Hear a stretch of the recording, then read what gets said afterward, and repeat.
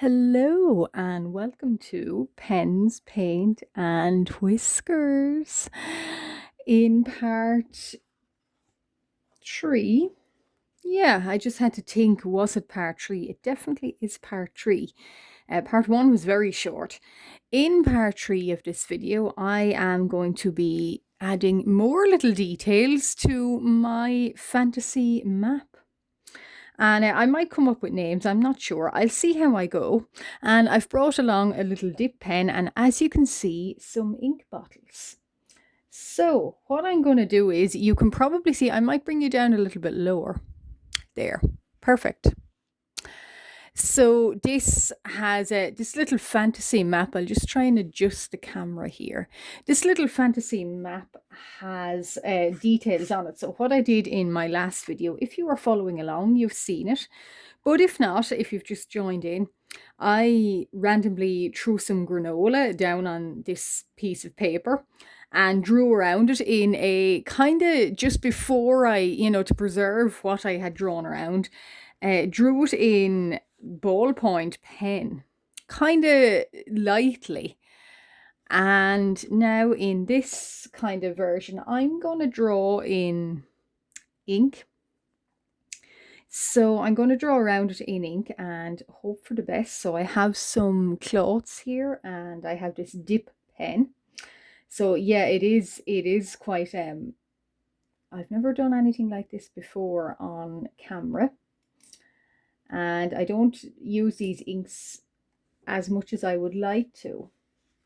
And certainly not this pen, but yeah. So as you can see, I should say this paper too is 300 GSM Zealer watercolor paper. And it's really nice paper. It's taken this lovely ink wash. It's taking it so well, as you can probably see. Maybe I might bring you down a little bit more there. Just so you can see kind of the flow of the ink and what it's doing. But it's lovely. The paper, the 300 GSM paper, it's lovely. It took this ink wash. So this ink wash, this is Winsor & Newton. This is actually Daler and Rowney. But the ink, the brown here on it is calligraphy, Winsor & Newton calligraphy. It's in sepia. And it took it really well. So it basically performed for me a little bit like watercolors. So yeah, it looked a little bit like watercolors going down on yeah, you can see on the paper. And it was a matter of just layering them and getting the darkest kind of the darkest stain straight out of the bottle, might I add, the darkest stain sort of in the corners, and then a kind of a light, kind of very light sort of lovely brown here in the middle. And I found you could layer them, so it does perform a little bit, yeah, like watercolors, which I'm obviously more used to. So I did an ink wash with them, and I ended up with lovely textures here. And when I dried out this map, so I actually left it to dry, and it created lovely sort of crinkles in it. So it's, yeah, it's, if you're now, so that's great flow. So goodness, we're getting a lot done with one little stroke. So yeah, so if you want to try this, obviously there's many ways of making a map. But I did just spot on Pinterest, I spotted someone, they threw down rice on the page and they drew around it. I did that with granola instead, so obviously that's why the thumbnail says I drew with my breakfast, because I did. And yeah, so I might take you up a little bit, tiny bit. And yeah, so I drew with my breakfast. Yeah, so, and that's why it says that in the thumbnail. I know, clickbait. Well, not really, but yeah, so, and I threw it down on the page, drew around it, and I did conclude rice is definitely a little bit easier for that, because the rice grains are a lot more small and even in shape. I can see why people would draw with rice rather than granola. But it worked out, and I'm really happy with this little map. And I sort of feel like I mentioned it when I was filming in that video that I felt like some kind of wizard cartographer. And I'm just thinking this would be really useful for the likes of, say, like D&D or role-playing games or any of those kind of little kind of things that people do. Because the map itself, like this paper, came out really crinkly. So if you can see, there's lovely kind of crinkles on it. And normally I wouldn't like that now in my paper, but for this and the purpose of the kind of aged look it's gonna have, yeah, I really like that.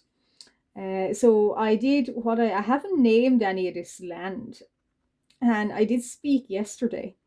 If it's a country, I don't know, or if it's a territory or if it's a world, I'm not sure. But you can keep doing this. So you can do a section like a map per region, like throw down one sheet of granola or rice, another, granola or rice. You can keep going with this. I don't know if this is if it's a world or if it's just a one particular territory. I think it is one particular territory personally. I don't know, but I haven't named any part of it. Now this corner part is a little bit tricky to see. So yeah. Yeah, so and I did speak yesterday, or when I was filming again, yeah, it was actually yesterday, about naming the country or the region or the territories. There's, I think, a website. It's one is, I think, behind the name, and the other is just fantasy name generator. And I'll probably add them in the description down below, and you can kind of just kind of filter and generate kind of random countries or names for regions. And I found, because I'm not really good at names at all, I really struggle with names. So certainly names of countries and regions, no, I cannot do that. So that's what I use, and I don't know how it works. Probably, oh, smudging, a database, and what it does is it takes from a shared database. I'm not sure. But I use it anyway, and I hope it's I don't know how exactly it works, but anyway, it takes from a database, and you can filter, I think, if you want more kind of names kind of rooted in our sort of like, Scandinavian, Celtic, Asian kind of names. They sort of sound like them sometimes. If you wanted that kind of style of landscape or style of culture that occupy such a land. And I pop it down in the description now. I did say I might name parts of this. Oh, I might not. So that's a good tip, actually, if you're working with calligraphy. I'm using, the movement is coming from my shoulder rather than my wrist. So yeah, have a piece of spare paper and thick paper as well underneath for little sort of blots like that, blotting papers, they would say. So have that underneath, because yeah, it does stain. Now I know I have my tea cloths here, but I'm okay with that. It does wash out, but just have a piece of blotting paper or card paper to lean on underneath, because that is going to stain. And I'll take you up so you can see the entire country. So here it is. So off camera, I will add in more little kind of sea monsters, and because every old map needs sea monsters, right? I'll add them in. And yeah, so I'll add those in, and then I'm going to go and put in, I added features yesterday. So some were mountains and cities and towns and little swamplands and forests. I'm going to add those in. And if you're new here, first of all, welcome, but I'm going to explain why exactly or how I came up with this. So always bottle your ink as well, just in case. You live and you learn, eh? Now, so that's Winsor Newton calligraphy. That's for the C. What I was thinking was I might X marks the spot, right? And it's going to be a big, kind of big red X. This is crimson calligraphy ink. Right, so I'm going to mark the little kind of towns, villages, cities, ports. I'm going to mark them all in red. Now you might say why, but I think it works. So yesterday I just threw random sort of little grains of granola on each part, and filtered out where the forests were, where the mountains were. That's what I did. You can go back and watch exactly what I did for this, but I filtered out. I want this, particular where I threw the granola. This is forest, and threw a grain of it. That's a mountain. That's a city. That is a port, and I had some along here. I will say this, there's lakes as well in here. This pen as well. I'm not sure where I got this dip pen, but I love a good dip pen. I think they're really, really beautiful.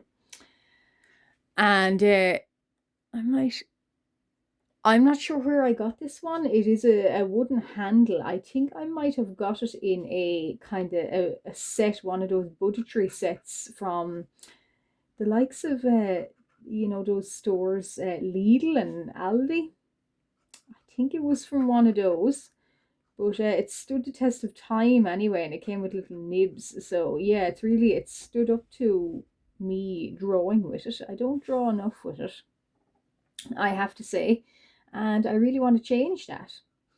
Also, if you're world building, like I explained a little bit of this yesterday, try and kind of, it doesn't have to be realistic, especially if it's for a fantasy land, but sometimes it's nice to kind of think about these things like from a geography point of view. So yeah, like for example, as I explained, like the placement of kind of ports and access, especially with a sort of a civilization. If their main method of transport is water and ships, like in real life and like cities in the actual world, they sprung up along river beds, ports, springs as well. And where a river's always entered the sea, so they rise on higher ground inland, and they work their way out towards the sea. So that's where a river would start. So that is higher ground, and the river would work all the way out to whatever place it finds easier to get to, i.e., this part here. So that you would imagine could be like a wide port. Now it's not, but it can be. And there would be port cities built up around where, at the sea, like where rivers enter the sea. Also in the mountains. So there is a little bit of mountains. I would imagine if, trade and trade routes, ease of access would be avoiding the mountains. But if they have to go through the mountains, I would imagine there would be little kind of outposts like cities, towns, villages along these mountain routes, just for ease for the traveler, and somebody established them. And yeah, so that's realistic enough, I think. Now I am going to do the forest. So my also as well, I did speak what kind of climate I was thinking about for this fantasy land. Now, if you're doing a world, it's like it's no harm to think, well, one part, maybe the no, it's quite scratchy. The northern part is, you know, mountains and tundra and snow. That's realistic, but what I always notice is don't stick in a hot desert. I will say a hot desert, right beside where there's pine trees. Sometimes I do see that and I think, well, I mean, okay, if you want to do it for your land, but me, I don't know, I preferred being a little bit more realistic. So yeah, maybe kind of think, well, it could be all one kind of ish climate. So this would be kind of pine and kind of maybe temperate. and the mountain areas are alpine, so yeah, so you have to think about that. Yeah, so there's no real deserts here. I don't plan that there is going to be deserts. I just don't really. As landscapes go, I'm just thinking more temperate and pines, and a little bit of tundra up north. Yeah, and cool enough. That kind of cool kind of, if you imagine like a Scandinavian kind of maybe winter. Yeah, so snow is definitely a given here. And here's another forest. So again, I threw down some granola, and wherever it fell, that was a forest. And I see I've missed a little town here, but we'll pop it in. Yeah, so these inks, they do really, this pen is really good for collecting the ink and holding on to it, if that makes sense. The reservoir in it, I suppose, it allows for a lot. Like I'm able to draw all of this and not need to dip again. So yeah, it has a good coverage on it, I suppose, is what you would say. Now, in the time of me kind of pausing with it and kind of talking, it does, of course, dry up a little bit. And I did add some kind of marsh or fenland in it. So, kind of not marsh, but maybe bogland is what I would say. So I'm going to draw those in too, maybe in brown, and I think maybe the rivers in blue. And yeah, mountains, maybe the mountains could be brown too. I will see. Yeah, so it's kind of, and I'm going to put a little legend up at the top. Well, it goes without saying that to me, a triangle would kind of mean a mountain, and this kind of pine sort of is obviously a forest, and a blue band, i.e., Google Maps, is obviously a river. But yeah, and I like the aged look of the map. So it did actually, it dried really crinkly, which is what I really wanted. And yeah, so it does kind of look authentic. So there's another forest there, and I think there was another forest somewhere. No, maybe not. Okay. They don't have a lot of forests, these guys, but anyway, I might add more in later. And I'll do some, of course, sea monster drawings at another stage. So we were light blue for the rivers. These inks are lovely too. Now, some of them here, because I did write with them, and I still do sometimes, just not as much. Some of them are just specifically what they call calligraphy, like writing inks. Others are drawing inks, so you can do art with them. I don't necessarily do art with them a lot, but I find they're kind of interchangeable. Now, some people will say, well, no, you have to do the calligraphy with the calligraphy ink. I don't know. I These are calligraphy ink. I don't find there is much of a difference apart from, I think it's the gum content in the drawing one, the drawing ink. But I'm finding they're really. I'm trying to hopefully not smudge anything. So here's my rivers. I should say, yeah. So these are calligraphy inks. Now, and there's a little town kind of towards the lakes. So we can do a little kind of scratch. Yeah, so they're calligraphy inks now. They are probably more suitable for writing, but I've drawn this with them. I find them okay. I find them good. I kind of, far be it from me to only use what is applicable to my art. I will use whatever is at hand, and I will make art with it, and nobody is going to tell me that you cannot. But yeah, so I might. How are we looking? Yeah, we're looking good. We're looking very good. So there's two little lakes here. So if you follow me anyway, and if you've been watching my videos from the start and you know the kind of art that you are going to see on my channel, it's mainly, yeah, it's kind of like a sort of fantasy. I wouldn't necessarily call it that high fantasy, but it is fantasy.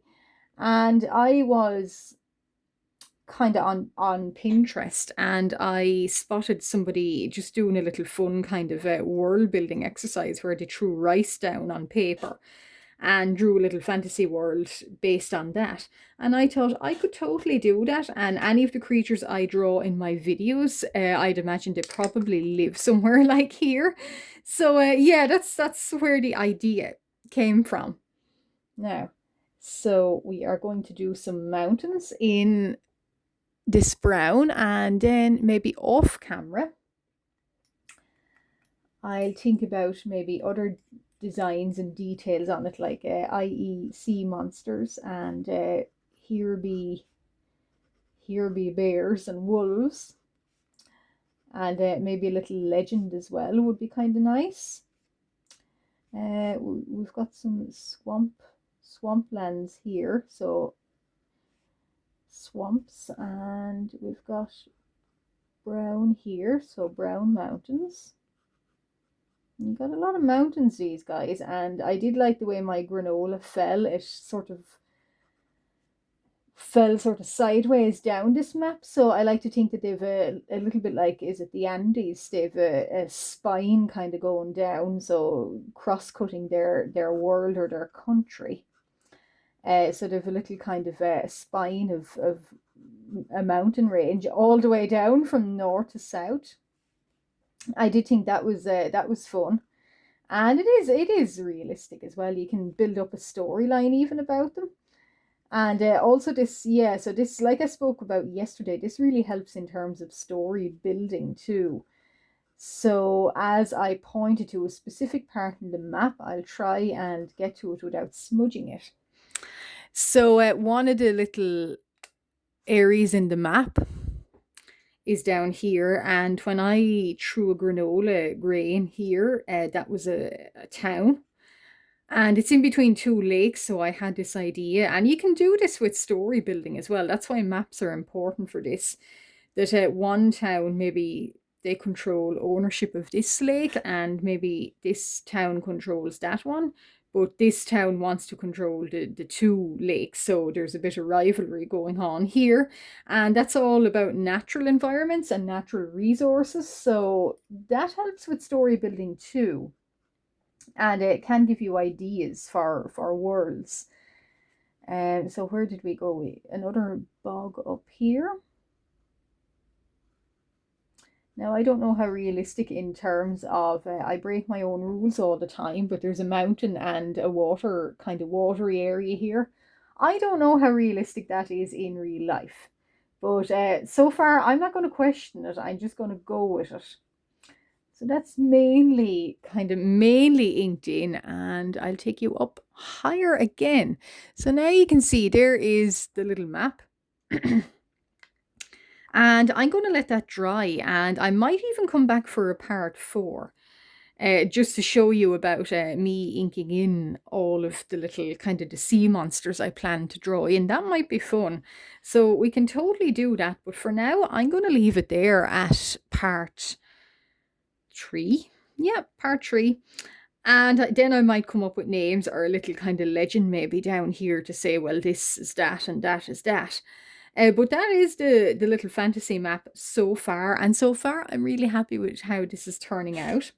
And as I've just demonstrated, it's so easy to do. So you just need inks and just those little drawing inks. Even watercolor would do.